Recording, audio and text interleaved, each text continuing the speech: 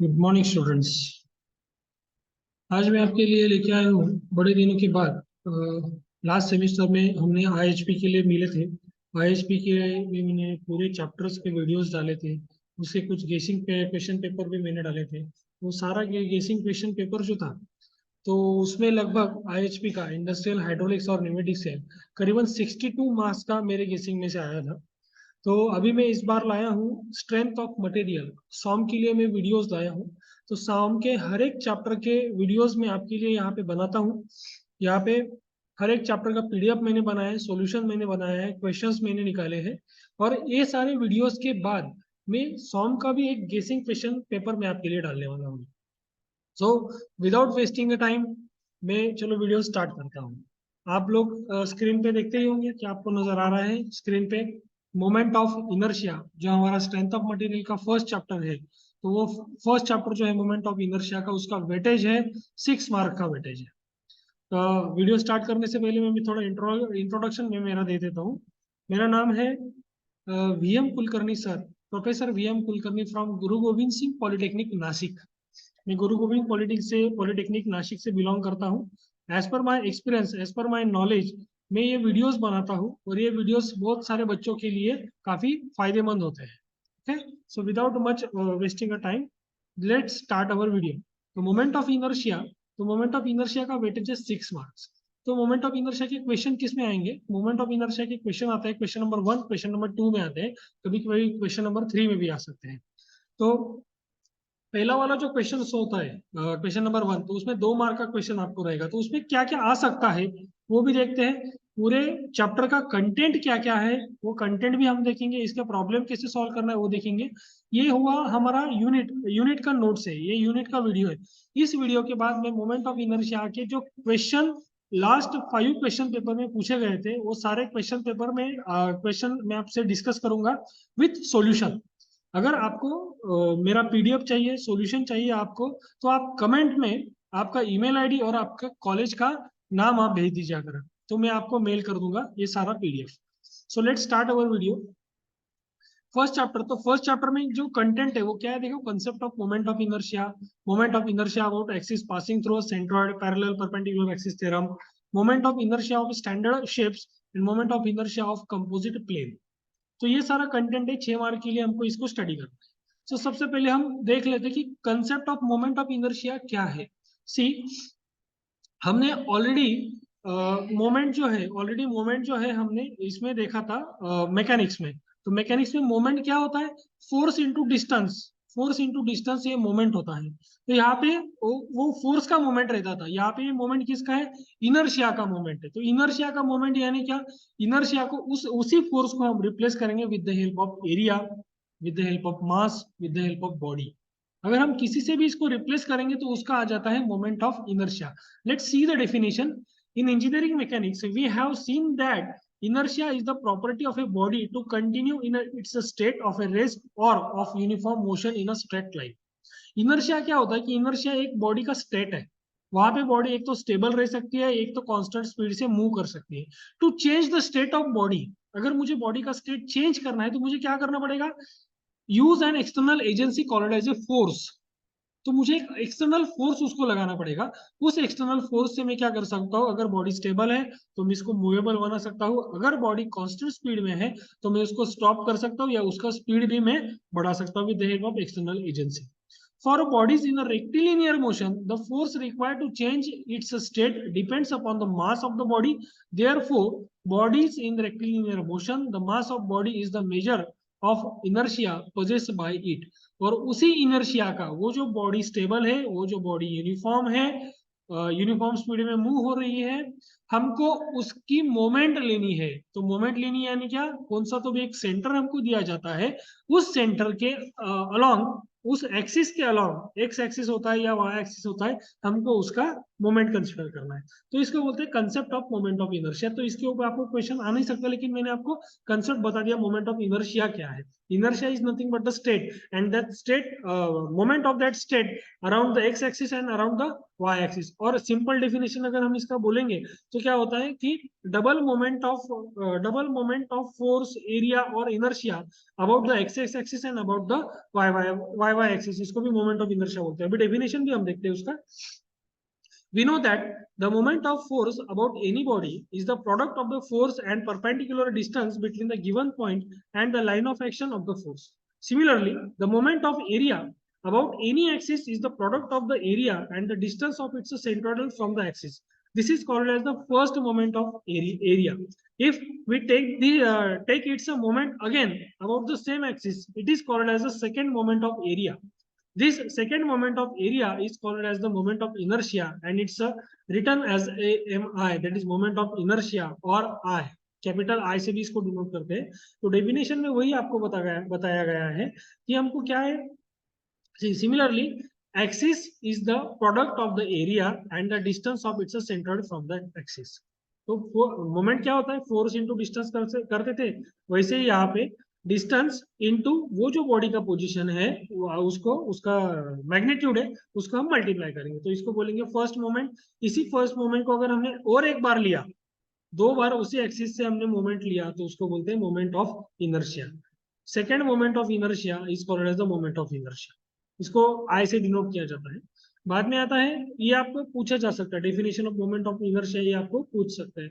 बाद में आता है perpendicular axis theorem. Perpendicular axis theorem क्या है, देखो, अगर दो एक्सिस एक दूसरे को पैरेलल है, मतलब आई एक्सिस और आई वाई वाई, ये दोनों एक दूसरे को पैरेलल है, तो तीसरा जो एक्सिस है आई जेड जेड, तो ए आई जेड जेड का वैल्यू क्या आएगा।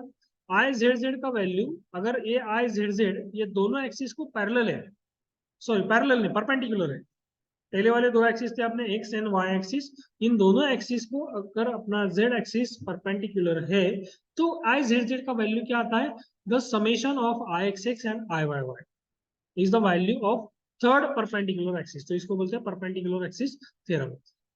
It states that if Ixx and Iyy are the moment of inertia of a plane section about the two mutually perpendicular axes meeting at O, मतलब origin, then the moment of inertia Izz about the third axis Zz perpendicular to the plane and passing through the intersection of xx and yy axis is given by Izz.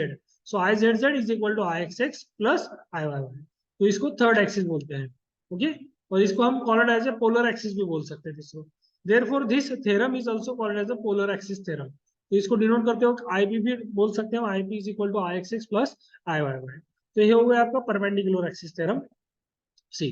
इसमें देखो x and Y एक दूसरे को perpendicular है, एक कहाँ पे, origin पे मीट हो गए। वहीं पे ओरिजिन पे अगर थर्ड वाला एक्सिस आपको परपेंडिकुलर है, जेड एक्सिस इन दोनों को परपेंडिकुलर है 90 डिग्री में, तो इसका वैल्यू कितना आएगा, तो इसका आई एक्स एक्स प्लस इसका आई वाई वाई, तो इसका जो वैल्यू हो इन दोनों का समेशन करके जो वैल्यू आएगा वो इसका वैल्यू होगा, और इसको पोलर मोमेंट ऑफ इनर्शिया भी बोल सकते हैं। वैसे ही जैसे परपेंडिकुलर एक्सिस थ्योरम है, वैसे हमारा एक पैरेलल एक्सिस थ्योरम है। तो पैरेलल एक्सिस थ्योरम क्या होता है, सबसे ज्यादा न्यूमेरिकल जो होते हैं पैरेलल एक्सिस थ्योरम के ऊपर आते हैं। तो मैं एक शॉर्ट में आपको समझाता हूँ पैरेलल एक्सिस थ्योरम क्या है। देखो, कौन से भी एरिया रहने दो, तो उसका एक सेंटर होता है, उस सेंटर से एक एक्सिस पास होता है, एक तो एक्स एक्सिस पास होगा, एक तो वाई एक्सिस पास होगा। अगर हम सिंपल किसी का मोमेंट ऑफ इनर्शिया निकालते हैं किसी ऑब्जेक्ट का, तो मोमेंट ऑफ इनर्शिया निकालते वक्त हमको उस सेंट्रॉइड पॉइंट से बहुत लेना देना होता है कि वो मोमेंट ऑफ इनर्शिया हम सेंटर से ही निकालते हैं। लेकिन जरूरी नहीं है कि हम हर बार मोमेंट ऑफ इनर्शिया सेंटर पे ही निकालें। तो हमको क्या होता है कि कभी कभी क्वेश्चन ऐसे देते हैं कि find out the moment of inertia apart from the centre. Apart from the centre यानी क्या, देखो यहाँ पे एक जी पॉइंट दिया है, लेकिन इसका मोमेंट ऑफ इनर्शिया पूछा गया था पी क्यू एक्सिस। अगर पी क्यू एक्सिस को पूछा है, तो पी क्यू एक्सिस किसको पैरेलल है, एक्स एक्सिस को पैरेलल है, तो हम यहाँ पे आई एक्स एक्स निकालेंगे, ओके। मैं आपको जब प्रॉब्लम्स आएंगे तो प्रॉब्लम्स में मैं आपको उसके क्वेश्चन भी समझा दूंगा।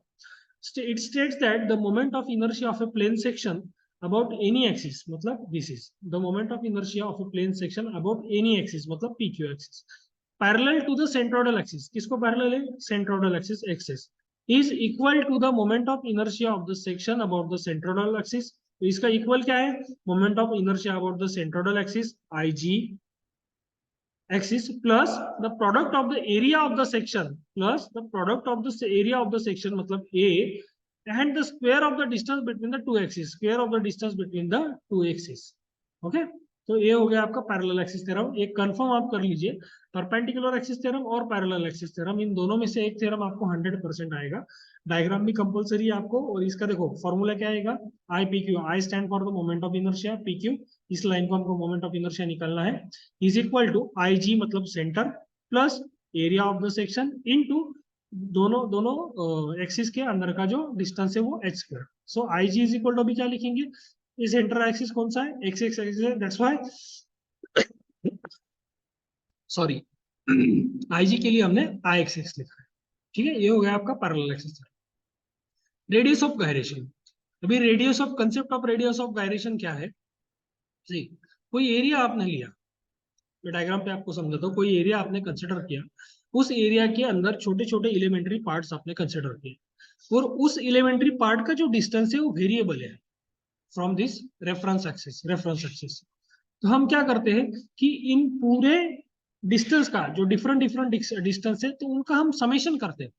समेशन करने के बाद एक ही हमको एक एवरेज डिस्टेंस मिलता है, और उसको बोलते हैं हम रेडियस ऑफ गायरेशन. क्योंकि यहाँ पे देखो ये पूरा अनइवन एरिया है, अनइवन एरिया का छोटा छोटा पार्ट हम कंसिडर करते हैं और उसका मूवमेंट लेते हैं अबाउट द रेफरेंस एक्सिस, और वो जो डिस्टेंस होता है वो डिस्टेंस अलग अलग होता है.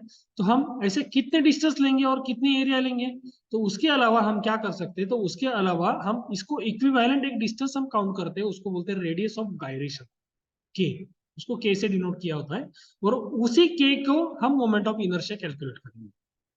तो ये होता है concept of radius of gyration. See definition, the radius of gyration of a given area about any axis is that distance from the given axis at which the entire area is assumed to be concentrated without changing the moment of inertia about the given axis. It is denoted by K or R. Let us consider an irregular area A divided into infinite number of small elementary areas 1, 2, 3 and number of known as the geometric shapes as shown in figure. Let y1, y2, y3 and yn be the distances of the centroid of the areas from the x-axis axis. We know that ixx is equal to summation of ay square is equal to plus A, अगला जो है वो शायद दिखने रहे, मैं आपको बताता हूँ इसका. Any now let us assume that the entire area A is concentrated into a long narrow horizontal strip as shown in figure. Entire area concentrated हम यहाँ पे कंसीडर करते हैं, और उसका जो डिस्टेंस है concentrated into a long narrow horizontal strip as shown in figure, so that y1 y2 y3 yn is nearly equal to k. मतलब नंबर ऑफ डिस्टेंस लेने के अलावा हम क्या करते हैं, एक स्ट्रिप, इसको एक स्ट्रिप कंसिडर करेंगे और उसका एक ही डिस्टेंस कंसिडर करेंगे. ठीक है, तो इसको बोलते हैं अपना concept of radius of gyration. Next आता है सेकंड पॉइंट था कुछ स्टैंडर्ड शेप जो थे, तो उसके फॉर्मूलेज है. देखो देखो जैसे सॉलिड स्क्वायर है, तो स्क्वायर का एक्स एक्स स्क्वायर का पहले एरिया आता है बी इंटू डी से. एक्स कैसे मिलेगा, एक्स यानी क्या, एक्स यानी सेंटर का distance from the Y axis. तो यहां से इतना जो डिस्टेंस होता है उसको बोलते हैं एक्स डिस्टेंस, तो वो कितना आएगा b/2. ये जो डिस्टेंस है इसका हाफ कर देंगे, और y जो डिस्टेंस है मतलब यहाँ से इतना जो डिस्टेंस है वो आएगा d/2.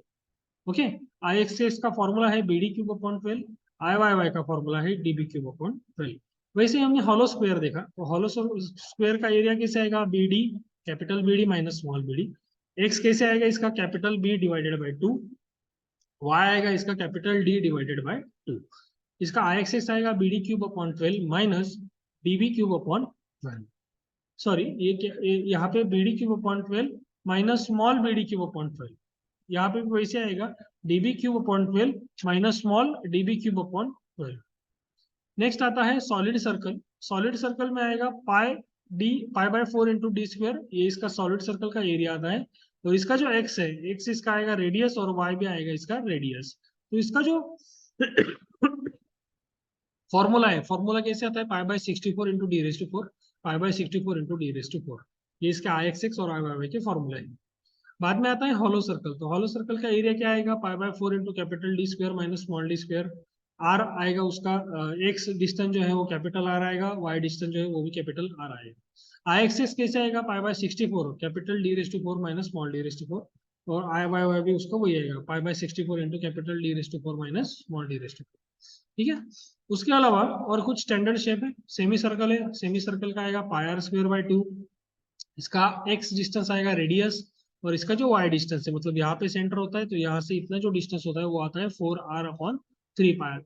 तो इसका आई एक्सेस का फॉर्मूला है 0.11 r/4 pi D raise to 4, that is I Y Y है उसका pi D raise to 4/128। Quarter circle आएगा pi R square by 2, pi R square by 4 उसका एरिया आएगा, एक्स डिस्टेंस आएगा उसका 4r/3 पाई, वाई डिस्टेंस आएगा 4r/3 पाई, same distance आता है, यहाँ पे सेंटर रहता है ना, तो ये वाला डिस्टेंस 4r/3 पाई और ये वाला distance 4r/3 pi. I X X है उसका 0.055 r/4, 0.55 r/4, ये उसका I X X and I Y Y होगा। अभी हम ट्राइंगल देखते हैं, तो ट्राइंगल में कैसे होता है, देखो तीन एक्सिस दिए होते हैं, एक बेस का एक्सिस, एक सेंटर का एक्सिस और एक एपेक्स का एक्सिस। तो जो बेस का एक्सिस है उसका फॉर्मूला है bh³ अपॉन 12, जो एपेक्स का है उसको बोलते हैं bh³ अपॉन 4 उसका फॉर्मूला, और लास्ट वाला जो सेंटर है उसका बोलेंगे I X X equal to bh³ upon 36। ये तीन फॉर्मूले हम ट्राइंगल में इस्तेमाल करते हैं। नो सी, पहला वाला हम एक प्रॉब्लम देखते हैं, जनरल प्रॉब्लम कैसे आता है, calculate the moment of inertia of rectangle section having dimension 150 into 350 mm about it's both centroidal axis. तो देखो यहाँ पे क्वेश्चन क्या दिया है कि मोमेंट ऑफ इनर्शिया फाइंड कीजिए, लेकिन वो कहाँ पे चाहिए, सेंट्रोइडल एक्सिस पे चाहिए। तो सेंट्रोइडल एक्सिस दिया है उन्होंने, ये वाई एक्सिस है, एक्स एक्सिस है, तो हमने एक रेक्टेंगल बना लिया। पहला वाला जो डायमेंशन होता है वो ऑलवेज बी होता है और दूसरा वाला डायमेंशन ऑलवेज डी होता है। तो अभी हमने देखा आई एक्सेस कैसे आता है रेक्टेंगल का, bd³/12, बी का वैल्यू कितना था 150, डी का वैल्यू था 350, bd³/12 इज इक्वल टू ये आंसर है। अगर किसी को कैलकुलेटर यूज नहीं करते आता होगा तो वो कमेंट में बताइए, तो मैं आपका एक लाइव सेशन ले लूंगा, नहीं तो कैलकुलेटर कैसे यूज करेंगे, वैल्यूज कैसे निकालेंगे वो भी मैं आपको बता दूंगा। To find I Y Y, simple I Y Y था db³/12, बस इसका उल्टा कर दीजिए, डी का वैल्यू था 350, बी का वैल्यू था 150, db³/12, तो इसका ये वाला आंसर आ गया। ओके, तो ये हो गया आई वाई वाई। अभी हम देखते हैं अगला वाला प्रॉब्लम। तो अगला वाला प्रॉब्लम क्या है, steel pipe has external diameter 22 mm and thickness of metal is 3 mm, calculate the moment of inertia about one centroidal axis. किसी भी एक्सिस को आपको मोमेंट ऑफ इनर्शिया कैलकुलेट करना है, वहां पे ऊपर क्या था कि बोथ एक्सिस को दिया था, अभी इसका सेंटर आप कहीं से भी कैलकुलेट करो, एक्स एक्स और वाई वाई, आंसर उसका सेम ही आने वाला है।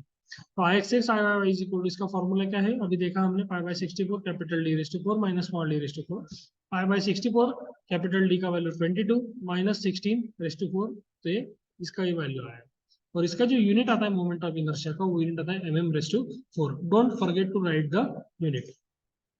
थर्ड वाला प्रॉब्लम देखो, simple problem वैसे ही, using it determine the polar moment of inertia of hollow circular section of a diameter 100 mm into 80 mm।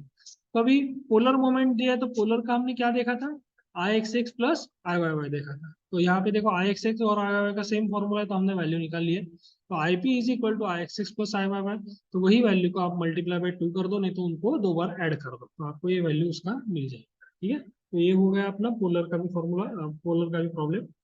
अभी आता है रेक्टेंगल।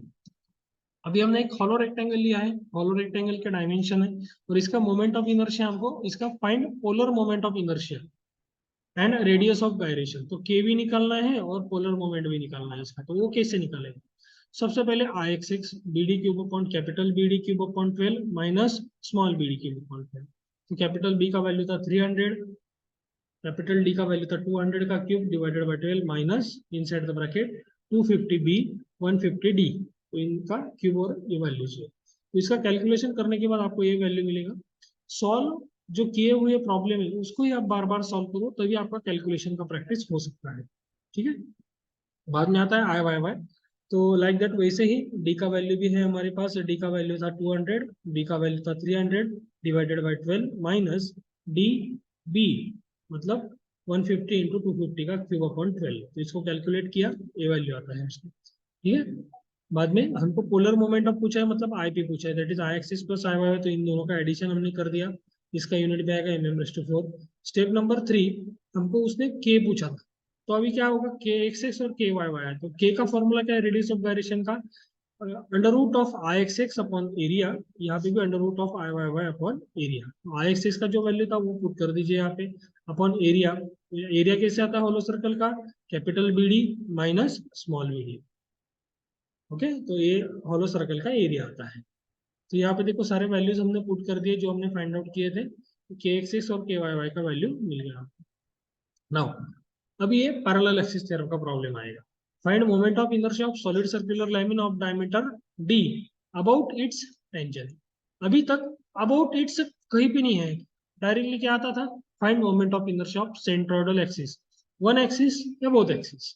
अभी कहाँ पे आया है, अबाउट इट्स टेंजेंट। तो हमने क्या किया, एक सर्कल निकाला, उस सर्कल को एक टेंजेंट निकाला, उसका हमने पी क्यू नाम। तो ये सेंटर को छोड़ के आया है, तो सेंटर को छोड़ के अगर कहीं पे आपको मोमेंट ऑफ इनर्शिया पूछा जाता है तो उसको कहते हैं पैरेलल एक्सिस थ्योरम। अब देखो फिर आई पी क्यू निकालना है, तो अभी ये जो पी क्यू है तो ये किसको पैरेलल रहता है, P Q x x line को पैरेलल है। तो यहाँ पे क्या आएगा, आई एक्स एक्स आएगा प्लस इसका एरिया और इन दोनों के अंदर का डिस्टेंस। तो हमने आई एक्स एक्स निकाला pi by 64 D raise to 4, इसका एरिया आया है pi by 4 into D square, और इसका एच आएगा कैपिटल डी अपॉन 2, ये इसका एच आ जाएगा। तो सारे वैल्यूज हैं हमारे पास, I P Q is equal pi by 64 into D raise to 4 plus pi by 4 D square into D by 2 bracket का स्क्वायर। ठीक है, तो हमने इसको कैलकुलेट किया, देखो pi by 64 D raise to 4 plus pi by 4 into D square into D square upon 4, यहाँ पे ब्रैकेट का स्क्वायर था तो डी का भी स्क्वायर होगा और 2 का भी स्क्वायर होगा। ये हो गया, तो अभी क्या करेंगे हम, यहाँ पे देखो ये 4 है और ये भी 4 है, तो 4 मल्टीप्लाई बाय 4 16 हो गया, तो पाई बाय 16 हो गया, यहाँ पे पाई बाय 64 है, ये डी स्क्वायर है ये डी स्क्वायर, तो डी रेस टू 4 हो गया। तो I P Q is equal to, हमने क्या किया, pi D raise to 4 common निकाल लिया, तो अंदर क्या बचा, 1/64 1/16, ये दो वैल्यू हमारे बचे। तो बाद में हमने क्या किया कि इसका एलसीएम हमने निकाला, एलसीएम निकालते वक्त 4 प्लस 1 डिवाइडेड बाई 64, ये 4 क्यों मल्टीप्लाई किया, क्योंकि ये जो बेस था, बेस हमको सेम करना था, तो 16 मल्टीप्लाई बाई 4, अगर यहाँ पे 4 मल्टीप्लाई कर रहे हैं तो ऊपर भी 4 से मल्टीप्लाई करना पड़ेगा, तो 4 प्लस 1 5, और दोनों का बेस सेम हो गया 64, पाई डी रेस टू 4 5/16, तो ये इसका आंसर आ गया। सॉरी, नेक्स्ट है determine determine moment of inertia of rectangle section 100 mm into 200 mm deep about an axis passing through the centroidal and parallel to 100 mm side. About कहाँ पे पूछा है अभी moment of inertia, about an axis passing through the centroid and parallel to the 100 mm side. तो ये जो 100 mm side है इसको पैरेलल एक्सिस चाहिए, वो पैरेलल एक्सिस हम कहाँ पे देखेंगे, also determine the radius of gyration about the same. तो देखो आई एक्स एक्स मिलेगा, इसका आई एक्स एक्स कैसे आएगा, बी डी क्यूब अपॉन 12, क्योंकि हमको 100 mm साइड पूछे तो आप ए बी कंसिडर करो या सी डी कंसिडर, कोई भी एक ही बात है। ठीक है, B D cube upon 12 is equal to, B का वैल्यू था 100, डी का वैल्यू था 200 के क्यूब अपॉन 12। तो इसका के एक्स एक्स कैसे आएगा, आई एक्स एक्स अपॉन ए, तो आई एक्स एक्स का वैल्यू था 66.67 into 10⁻³ divided by area 100 into 200, तो ये एरिया हमने यहाँ पे डाल दिया, तो हमको के का वैल्यू मिलेगा। ओके, अभी आई सी डी लो या आई ए बी लो, हमको उसका निकालना है, तो I C D is equal to I X X plus A H square, तो I X X is equal to 66.67 into 10⁻6 प्लस 20,000 इंटू 100 का स्क्वायर, 100 यानी कि इन दोनों के अंदर का डिस्टेंस, तो टोटल 200 था, तो हमको ये 100 हो गया। ठीक है, आईसीडी आया अपना कैलकुलेट करने के बाद 266.69 इंटू 10⁻6 mm/4, तो ये आईसीडी का वैल्यू आ गया। वैसे ही square has a side 120 mm, calculate moment of inertia about its vertical centroidal axis. Vertical centroidal axis यानी कि वाई वाई, बराबर आई वाई वाई, तो उसका फॉर्मूला क्या है, डीबी क्यूब अपॉन 12, तो डीबी क्यूब अपॉन 12 डाल दिया। और polar moment of inertia, sorry I P Q भी पूछा है क्या उसने, अबाउट द बेस भी पूछा है, पी क्यू उसका बेस आता है, तो बेस कैसे आएगा, I P Q is equal to I axis plus A H square, तो I P Q I axis कैसे आएगा, B D cube upon 12, B D cube का वैल्यू निकाला देखो 120 into 120 cube upon 12, I P Q कैसे आएगा, I axis plus A into H square, तो area है इसका 120 इंटू 120, और आई पी क्यू आएगा उसका आई एक्सिस का वैल्यू प्लस एरिया का वैल्यू इंटू एच का, मतलब ये जो डिस्टेंस है ये डिस्टेंस का स्क्वायर, ये वाला वैल्यू आएगा।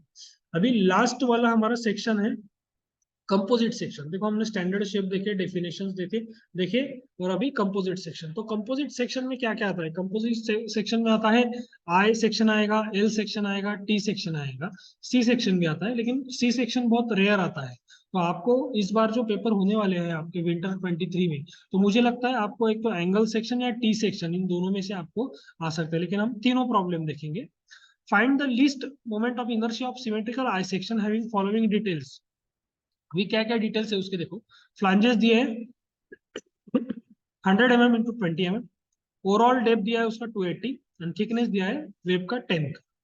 तो इसके अंदर फ्लांजेस यानी कौन सा पार्ट होता है? देखो ये 100 mm इंटू 20 mm।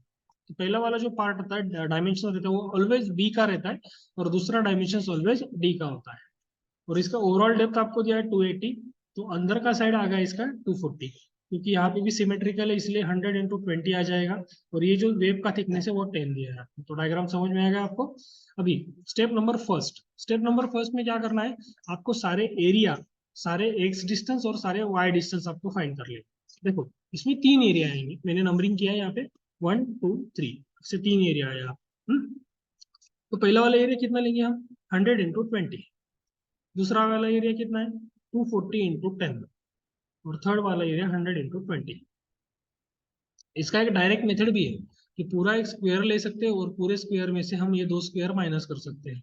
लेकिन क्या होता है कि हमको एल टी बी सेक्शन देखना है, तो प्रॉपर जो मेथड है वो सारी मेथड सबको एक ही रखो, आपका कंफ्यूजन कम हो जाएगा। बराबर है? सबसे पहले ए 1 निकाला, A1 A2 A3 निकाला। अभी x1 डिस्टेंस, तो x1 डिस्टेंस यानी क्या होता है कि ये पहला वाला जो एरिया है तो इसका सेंटर कहाँ पे रहेगा? यहाँ पे रहेगा। यहाँ से तो इतना जो डिस्टेंस है उसको कहेंगे हम x1। तो इतना ही डिस्टेंस क्यों लेते हैं? क्योंकि हमको यहाँ पे रेफरेंस एक्सिस ड्रॉ करना होता है। अगर कौन सा भी सेक्शन दीजिए, सेक्शन कंपोजिट सेक्शन है या सिंपल सेक्शन है, तो उसको हमको रेफरेंस एक्सिस के कॉर्नर पे हमको खड़ा करना पड़ता है, और रेफरेंस एक्सिस के उसके डिस्टेंस हमको काउंट करने पड़ते हैं। तो ये जो सेंटर है उसका रेफरेंस रहता है यहाँ पे y रेफरेंस, और x रेफरेंस रहेगा यहाँ उसका यहाँ पे। तो x डिस्टेंस आएगा 50, x2 डिस्टेंस कितना आएगा? देखो ये सेकंड वाला एरिया यहाँ है, इसका सेंटर यहाँ पे रहेगा। तो आप तो कहेंगे सर इसका तो 10 ही साइज है, लेकिन मैंने क्या कहा कि उस सेंटर का डिस्टेंस आपको कहाँ से काउंट करना है? रेफरेंस से काउंट करना है। तो अगर ये वाला डिस्टेंस 50 है तो यहाँ से इतना डिस्टेंस उसका कितना रहेगा? 50 ही रहेगा। और थर्ड वाला जो डिस्टेंस है वो भी कितना रहेगा? 50 रहेगा। x1 x2 x3 50। अगर तीनों वैल्यू सेम है तो आपको x बार भी कितना मिलेगा? 50 ही मिलेगा। कैलकुलेशन की जरूरत नहीं है। Got it? अभी y1 डिस्टेंस देखते हैं। बहुत से बच्चे y1 के डिस्टेंस में ही कंफ्यूज होते हैं। तो देखो इसका सेंटर था, उसको हमने यहाँ से गिना। अभी यही सेंटर को हमको बॉटम से गिनना है, क्योंकि बॉटम में एक्स एक्सिस रहता है। तो अभी ये 20 है, 20 का हाफ कितना आएगा? 10। 10 प्लस 240, 250, 250 प्लस 20, 270। तो ये y1 का डिस्टेंस कितना आ गया? 270 mm। y2 का डिस्टेंस देखिए 240 है, 240 का हाफ मतलब यहाँ पे 120, 120 प्लस दिस 20 दैट इज 140। और लास्ट वाला जो y3 का डिस्टेंस है वो आएगा 10, क्योंकि ये 20 है तो इसका हाफ आ जाएगा 10। ये तीनों वैल्यू देखो अनसिमेट्रिकल है। ये 270 तो y बार डायरेक्टली आएगा क्या? हाँ, डायरेक्टली आएगा, क्योंकि यह सिमेट्रिकल सेक्शन है। सिमेट्रिकल सेक्शन में ओवरऑल लेंथ जितना होता है उसका उसका हाफ कर दीजिए, तो आपको y का डिस्टेंस मिल जाएगा 140। अगर नहीं, देखो अगर ये अनसिमेट्रिकल रहता तो हम y बार कैसे निकालते? हमारा मैकेनिक्स में हमने एक फॉर्मूला पढ़ा था, y bar is equal to A1 Y1 plus A2 Y2 plus A3 Y3 divided by A1 plus A2 plus A3। ऐसे डिस्टेंस हमने देखे थे। ओके, तो उस फॉर्मूला से हमने ये कैलकुलेट किया। स्टेप नंबर 2, स्टेप नंबर 1 पता चलिए आपको, area X and Y distance आ गए। अभी step number 2, I X X find out करना। तो अभी हमारे पास 3 एरिया है 1 2 3, तो 3 आई एक्स एक्स आएंगे। Total I X X is equal to I X X 1, I X X 2, I X X 3। I X X का क्या फॉर्मूला है? आई एक्स एक्स का फॉर्मूला आता है BD³ अपॉन 12, और तीनों के सेंटर अलग अलग है, तो तीनों के लिए पैरेलल एक्सिस थ्योरम आपको यूज करना पड़ेगा। तो BD³ upon 12 plus A1 H1 square plus BD³ upon 12 plus A2 H2 square plus BD³ upon 12 plus A3 H3 square. तो आप कहेंगे H क्या है? B तो पता चल गया, D पता चल गया, H क्या है? H क्या रहता है? IXX में H आता है y बार माइनस y बार। तो y बार कितना था? 140। y1 कितना है? 270। अगर 140 में से 270 माइनस करेंगे तो वो डिस्टेंस आएगा आपका माइनस में। लेकिन यहाँ पे आपको माइनस देना नहीं है, आपको पॉजिटिव ही वैल्यू रखनी, क्योंकि वो डिस्टेंस रहते हैं, एक्सिस के अंदर के डिस्टेंस रहते हैं एक्चुअली। ओके, तो h1 is equal to Y bar minus Y one, तो h1 आ गया उसका 130, h2 is Y bar minus Y two 140 minus 140 0, y3 आ गया आपका Y bar minus Y three 140 minus 10 130। ठीक है, अभी बी मैंने पहले भी बताया, बी यानी क्या, हॉरिजॉन्टल जो होता है पहला जो डिजिट रहता है वो बी क्या होता है, बी डी क्यूब। तो पहले डायग्राम के लिए बी है 100 और डी है 20। तो यहाँ पे देखो B D cube upon 100 into 20 cube upon 12 plus area, पहले का एरिया था 2000 into h1, that h1 is 130 का स्क्वायर, प्लस बी, तो दूसरे का बी कितना है, दूसरे का बी है यहाँ पे 10 और डी कितना है 240।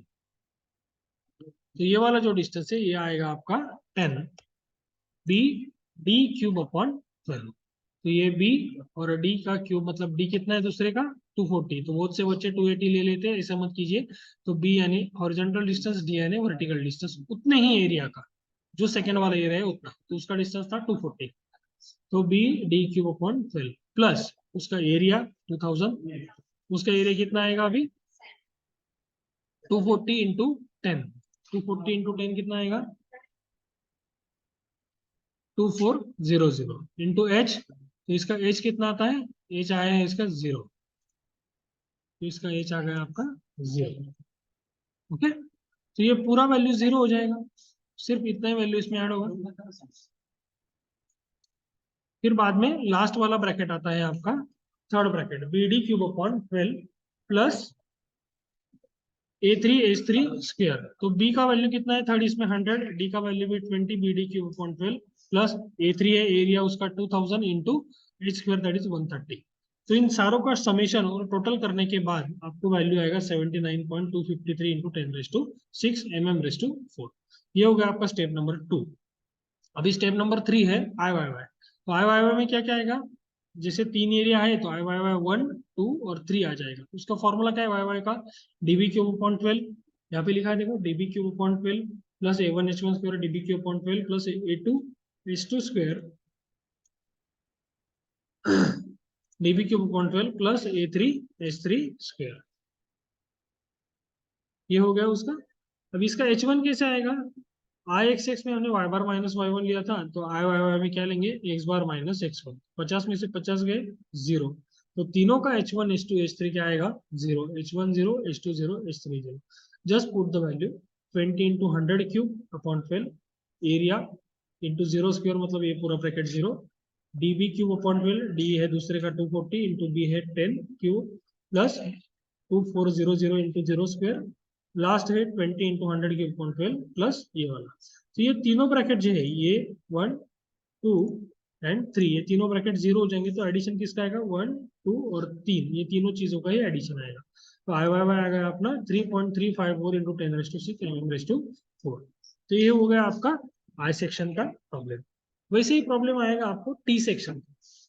तो टी सेक्शन में कितने एरिया आते हैं, सिर्फ 2 ही एरिया आता है टी सेक्शन, एक फ्लैंज है और एक वेब है। तो वैसे ही स्टेप नंबर फर्स्ट आपको एरिया निकालना है 20 इंटू 200 इंटू 20, ए टू आएगा इसका 250 इंटू 25 6250। x1 कितना आएगा अभी देखो इसका, x1 आएगा 200 का हाफ 100, x2 भी इसका 100 आएगा, तो दोनों वैल्यू सेम है, तो x बार कितना आएगा 100, y1 कितना आएगा, इस सेंटर को बॉटम से काउंट करना है, तो ये 20 का हाफ 10 प्लस 250 दैट इज 260, और y2 आएगा आपका डायरेक्टली 125। ठीक है, अब ये दोनों वैल्यू अनसिमेट्रिकल है और हम यहाँ पे सिमेट्रिकल सेक्शन भी नहीं है, तो डायरेक्ट इसका हाफ नहीं कर सकते जैसे आई में किया। तो अभी हमको इसका वैल्यू काउंट करना पड़ेगा, तो वैल्यू के कैसे काउंट करेंगे, a1 y1 plus a2 y2 divided by a1 plus a2, सारे वैल्यूज है अपने पास, a1 है y1 है a2 y2 सब कुछ, जस्ट कैलकुलेटर में पुट कीजिए 177.68 ऐसा इसका वैल्यू आ जाए।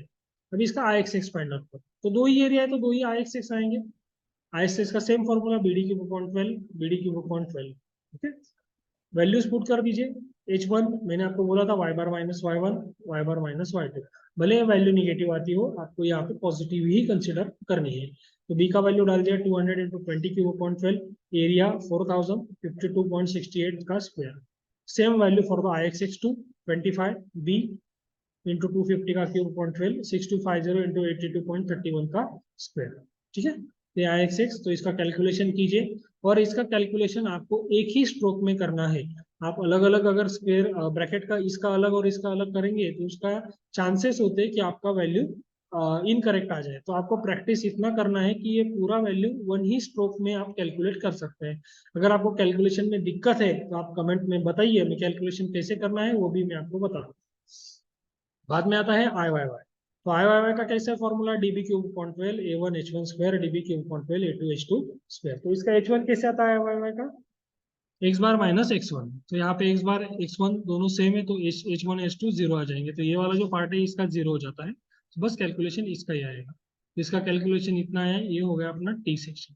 नाउ लास्ट आता है एल सेक्शन, एंगल सेक्शन भी बोलते हैं इसको। तो ये देखो, इसका एंगल सेक्शन टी सेक्शन में तो प्रॉब्लम में पता चल जाता है कि आपको वेब दिया है और फ्लैंज दिया है। यहाँ पे फ्लैंज का भी डायमेंशन अलग है और वेब का भी डायमेंशन अलग दिया है।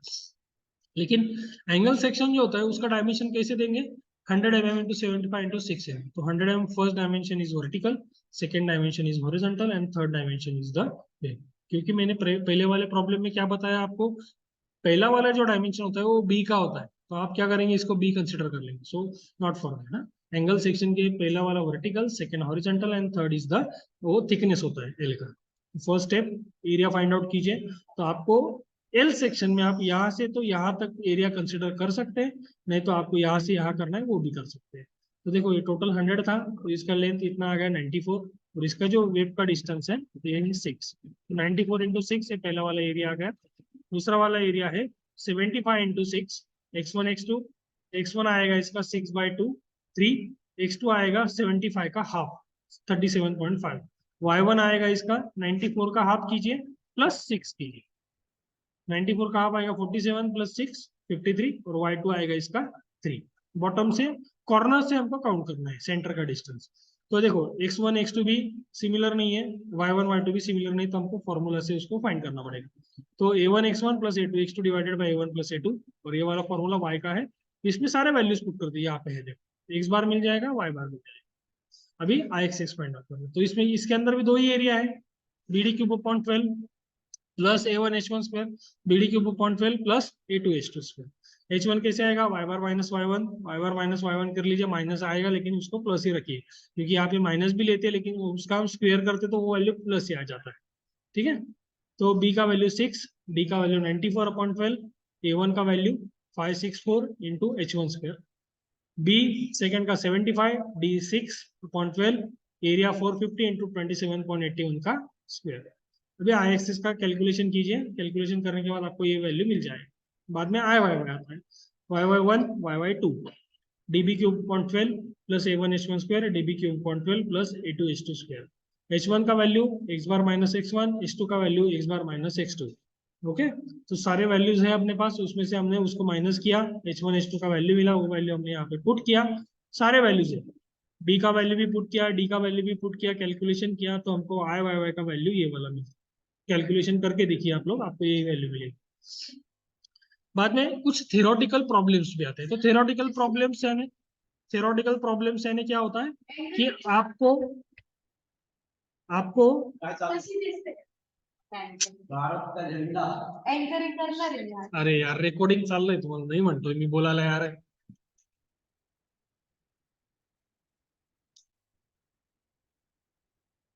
Thank you. Sorry guys, due to the disturbance of some activity. Last question है अपना, a hollow square has a inner dimensions a into a and outer dimension दिया है 2a into a 2a into 2a. Find moment of inertia about the outer side. About outer side के लिए हमको पूछा है, तो ये स्क्वायर सेक्शन है, दोनों साइड जो है वो एक ही इक्वल दिए है 2a 2a, तो आप कहीं पे भी ले सकते हैं, आई एक्स एक्स और आई वाई वाई भी ले सकते हैं। तो हमारा पहला वाला स्टेप आता है कि एरिया फाइंड आउट करना होता है। हमने इसका एरिया फाइंड आउट किया, तो हॉलो सर्कल का हॉलो स्क्वायर का एरिया कैसे आता है, capital B D minus small B D. तो कैपिटल बी कितना है 2a into 2a minus A into minus, तो इसका कैलकुलेशन करने के बाद 4a square minus A square is equal to 3a square. I X X है इसका B D cube upon 12 minus B D cube upon 12, तो कैपिटल बी का value 2a, capital D का वैल्यू 2a, तो 2a into 2a का cube upon 12 minus small B का value है a into A का क्यूब अपॉन 12। तो ये टोटल करने के बाद यहाँ पे मिला हमको 4a स्क्वायर अपॉन 12 और इसका टोटल करने के बाद मिला a रेस टू 4 अपॉन 12। तो 4a raise to 4 minus a raise to 4, तो 4a में से एक a को मैं माइनस कर दिया, तो यहाँ पे कितना बचा 3a रेस टू 4 अपॉन 12। तो ये होगा आपका ix, तो 3 डिवाइडेड बाई 12 दैट इज 4, 1/4 इसका आंसर, a रेस टू 4/4 इसका आंसर आ गया ix का। वैसे हम आई वाई वाई देखेंगे, D B cube upon 12, D का वैल्यू सेम, डी का वैल्यू भी सेम, सारे वैल्यूज सेम है, तो इसका आंसर भी क्या आएगा, सेम आएगा। I Y Y is equal to 3a raise to 4 upon 12, तो 3 और 12 को डिवाइड कर दीजिए, तो यहाँ पे a रेस टू 4 अपॉन 4 आ जाएगा इसका वैल्यू। ठीक है, तो ये हो गया अपना मोमेंट ऑफ इनर्शिया। तो जितना कंटेंट मैंने लिया है उतना ही कंटेंट आपको मोमेंट ऑफ इनर्शिया के लिए है, और इस चैप्टर का वेटेज है हार्डली 8 मार्क का वेटेज है, तो आपको एक प्रॉब्लम और 2 मार्क का थ्योरी आएगा, 2 मार्क के दो प्रॉब्लम्स इसके आ सकते हैं। ठीक है, तो इसीलिए इतना जो कंटेंट मैंने आपको दिया है उतना ही कंटेंट आप करेंगे, तो आपके 8 मार्क या 10 मार्क जितना भी पूछेंगे मोमेंट ऑफ इनर्शिया का उतना फिक्स हो जाएगा। इसके अलावा मैंने क्या किया है, इसके अलावा मैंने एमएसबीटी इंपॉर्टेंट क्वेश्चंस निकाले हैं चैप्टर नंबर 1 के ऊपर।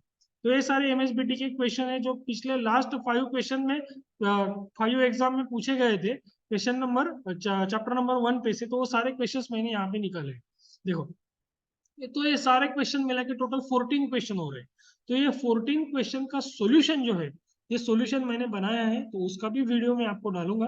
तो आप ये ज्यादा से ज्यादा बच्चों तक इसको पहुंचा दीजिए, क्योंकि स्ट्रेंथ ऑफ मटेरियल सब्जेक्ट है, काफी हार्ड सब्जेक्ट होता है, बच्चों को काफी प्रैक्टिस करना इसका जरूरी होता है। वीडियो को बार बार देखिए, लाइक कीजिए, शेयर कीजिए, सब्सक्राइब कीजिए, और हर बच्चे तक ये वीडियो पहुंचा दीजिए कि जिससे उस बच्चे का स्ट्रेंथ ऑफ मटेरियल का जो है वो सब्जेक्ट आसानी से निकल सकता है। और इस वीडियो के बाद मैं हर एक चैप्टर के ऐसे कंटेंट की वीडियो डालने वाला हूँ, और इंपॉर्टेंट क्वेश्चन जो है जैसे एमएसबीटी में क्वेश्चन पूछे गए थे उसका सॉल्यूशन भी मैं डालने वाला हूँ, उसके सॉल्यूशन का वीडियो भी मैं डालने वाला हूँ। आफ्टर दैट ये सारे वीडियोस होने के बाद में मैं खुद का एक गेसिंग पेपर में तैयार करता हूँ। लास्ट टाइम भी मैंने आईएसपी का किया था, आईएसपी का क्वेश्चन गेसिंग क्वेश्चन पेपर में से करीबन 62 मार्क का आया था। तो इस बार में मैं स्ट्रेंथ ऑफ मटेरियल का गेसिंग क्वेश्चन पेपर निकालने वाला हूँ, तो गेसिंग क्वेश्चन पेपर पूरे वीडियोस होने के बाद में आपको दे देंगे। Okay, so thank you very much guys for watching my videos. Please like, share and subscribe. और हर एक वीडियो का लिंक जो है मैंने कमेंट बॉक्स में सारे वीडियोस का लिंक मैं डालने वाला हूँ, तो वो कमेंट बॉक्स में जाके आप उसको चेक भी कर सकते हैं। So thank you very much.